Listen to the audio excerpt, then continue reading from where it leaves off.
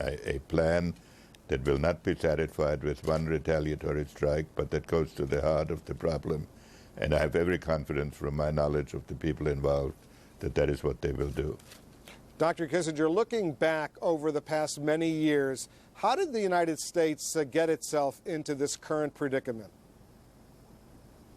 Well, it's very difficult for a society like ours, which has such an ease of social contact, to come up against people whose hatred is so deep that they live off their hatred, that they're willing to destroy themselves and thousands of innocent civilians in order to achieve their fundamental objective, which is really to change the structure of societies.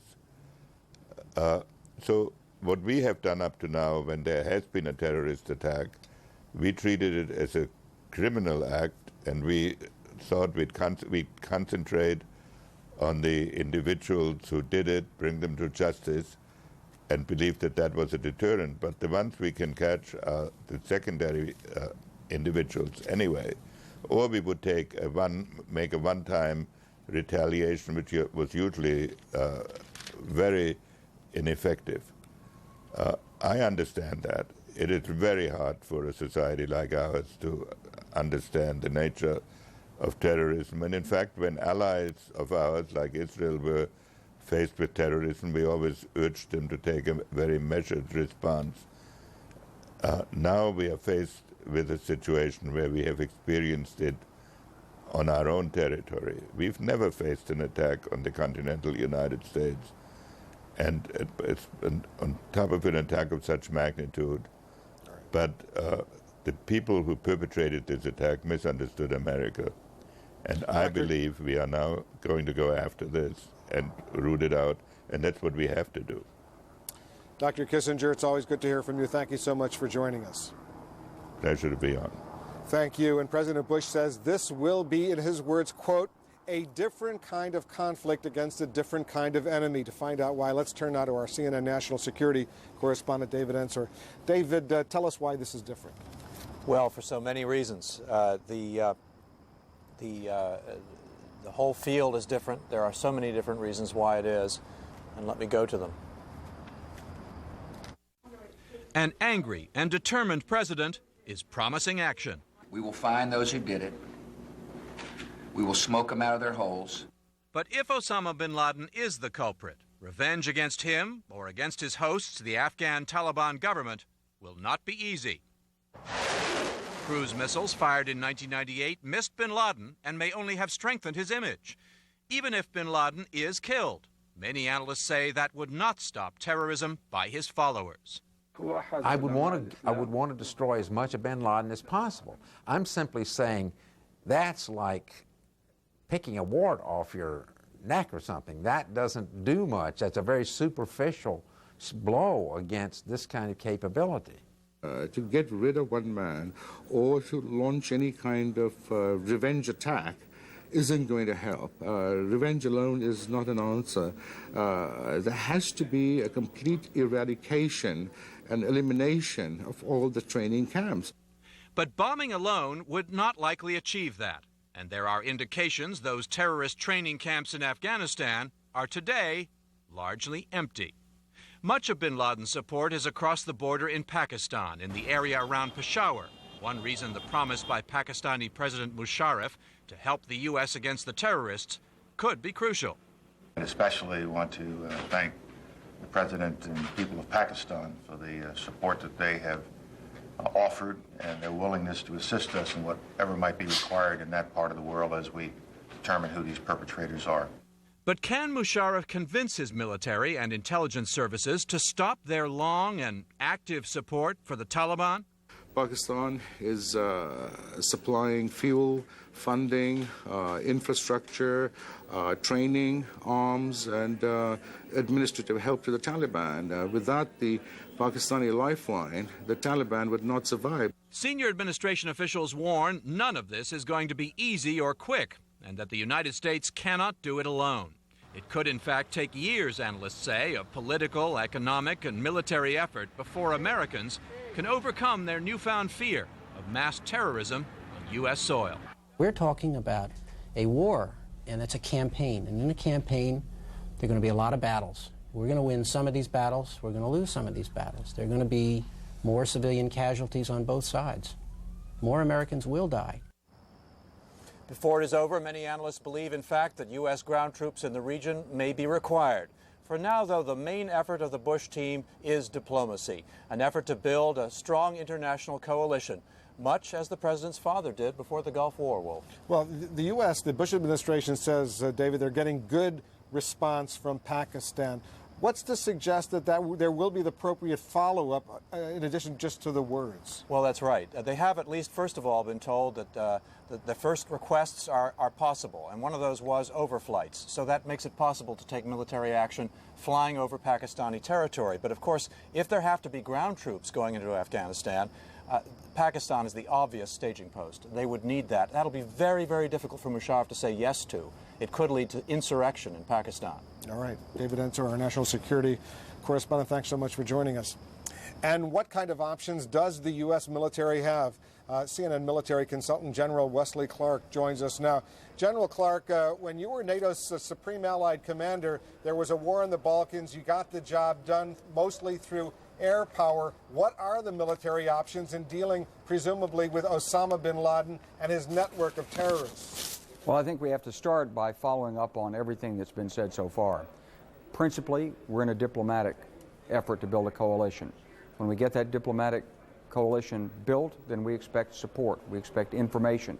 We expect action by police forces and interior ministry forces in these various countries, maybe their own armed forces going against the terrorist cells. We expect these people to be detained. We expect to get information about this that will help us crack open other terrorist cells and go after their headquarters. None of that necessarily involves the U.S. military, and ideally, there will be no requirement for U.S. military forces. The ideal world is the Taliban would have a change of heart and turn in Osama bin Laden. Now, that's not very likely, but that's the course of action that is the most desirable in this case. Whatever we do, though, the world knows it's backed up by American military might.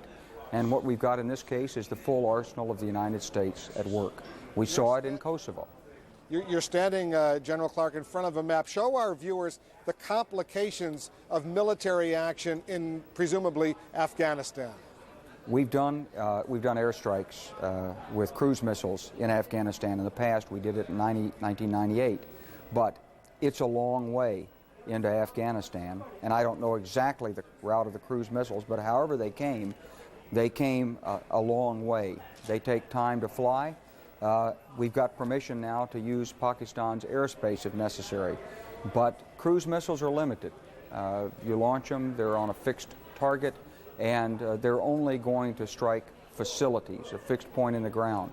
So we've got other options. We could use manned bombers. They're more flexible.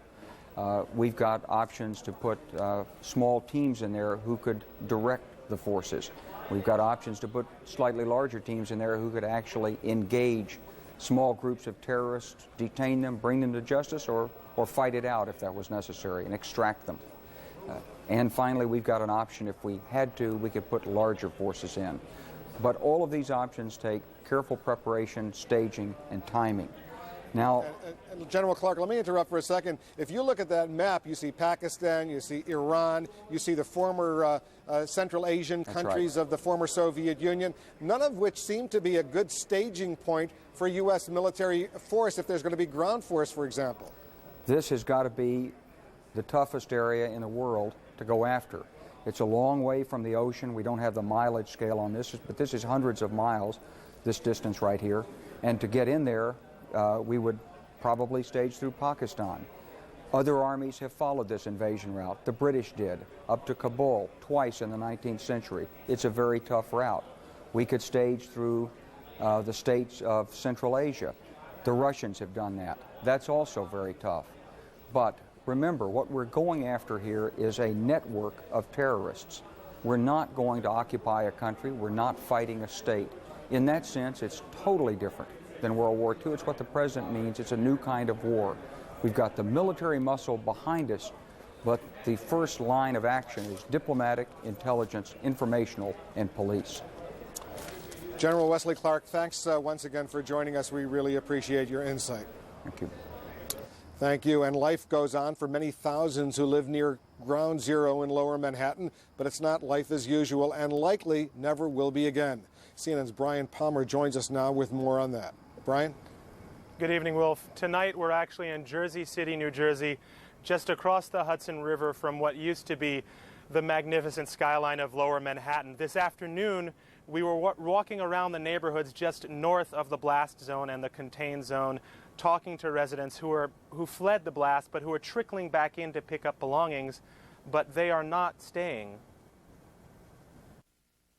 This morning I'm standing by the door there and I hear the plane. I look up and I just see this huge explosion. Film producer Kevin Segala saw the obliteration of a landmark from his terrace with his one-year-old son Griffin. Segala and his wife Michelle returned to their apartment for the first time. My life, the moment that plane went into the building, really pretty much stopped. I think everybody's lives have stopped. I don't live here anymore.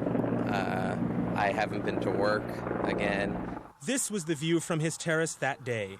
This is the view now. The area around Ground Zero covers about 5 square miles and was home to roughly 50,000 people. When the towers collapsed, the familiar rhythm of life stopped in this corner of Manhattan. The West Side Highway, one of the main roads downtown, now the primary route for the massive recovery operation, as well as a staging area for the effort, complete with a mobile animal hospital. On the once bustling street corners of fashionable Tribeca, military checkpoints. 20 miles of high-voltage cable, all installed since Tuesday, snake through the streets of Lower Manhattan. Shuttered stores and a few reminders of the devastation just 7 blocks away. Few shoppers, many curious passers-by and shell-shocked residents, many moving in with family and friends north of the area. Everyone is so focused on the rescue that all of us in the neighborhood who are displaced are really secondary, and that's how it should be, except we don't know what to do. So we're hoping to try to organize amongst ourselves. Every bit of activity out there is geared towards this disaster, and you walk out there and you can't get it out of your head if you're seeing it every second. Seeing it every second, living like this for months, normal life as it was before, likely years away. Wolf, it was almost like people were apologetic about telling their story, saying certainly their suffering couldn't match the suffering of the people who lost their lives or the people who lost loved ones. But I think these examples they represent the ripple effect that such a horrific event has throughout a community, throughout a city, and then across the whole world. Wolf? Brian, I can't get over that view right behind you, that view that used to have the World Trade Center, the Twin Towers right there. You've spoken to people who've been looking at that view for years and now for a few days have a very different view. What are they saying to you? Well, it's similar to the things that you've been hearing all week. Disbelief, people call it surreal. I just got up to this position about an hour ago and I couldn't stop looking at it because it's almost like our idea of permanence has changed. These 2 solid and enduring landmarks just disappeared. Brian Palmer, just across the river from Manhattan, thank you so much for being with us tonight. And a final farewell today in New York to 3 of the city's many heroes, firefighters who lost their lives in the Trade Center attacks. Hundreds turned out to mourn 68-year-old Franciscan priest Michael Judge, who'd been the fire department's chaplain for 10 years. He died while administering last rites to a fallen firefighter. The priest who eulogized him says even at the end of his life, the chaplain commanded respect.